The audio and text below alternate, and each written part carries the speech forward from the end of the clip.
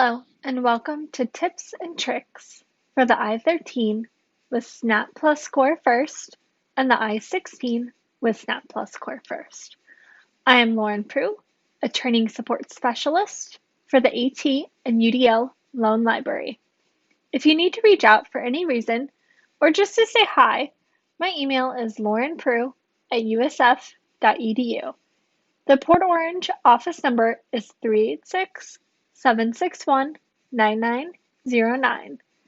For this video about the I-Series devices, we partnered with Chris Kovac from Tobii Dynavox. This video is going to focus on launching Look2Learn. Okay, today we're going to talk about how to launch Look2Learn. In the past, we used to have to run a combination of different programs, Windows Control and Look2Learn simultaneously. In the new devices on the i13 and the i16, we approach things slightly differently.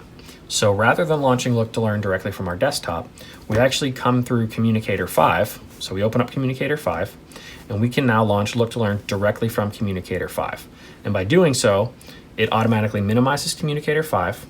It turns on our mouse function, so you can see that I'm highlighting that with my eyes. And you'll see that Communicator 5 is actually just minimized into a very small icon in the top left-hand corner of the screen. You will still have to drive to whatever game or activity you would want the patient to work on. But then once you start the activity, they can jump in with just their eyes and continue to control that game just as normal. Whenever we're done with the activity, we can go right back to Communicator 5 and continue on with the lesson. So, to review, Look2Learn should now be launched through Communicator 5. The I-Series device is shipped out with a preloaded user named Eval Toolkit.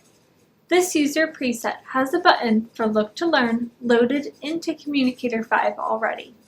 While in Look2Learn, Communicator 5 is minimized to a button in the top left-hand corner and can be returned to at any time by selecting the Communicator 5 symbol.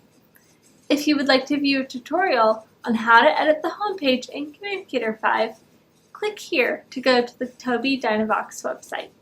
They have other free training videos there. On behalf of the Technology and Learning Connections team, we just want to say thank you for joining us today. Please keep an eye on our website for additional videos and support. The next video for the I-Series device is going to focus on eye gaze calibration. So stay tuned.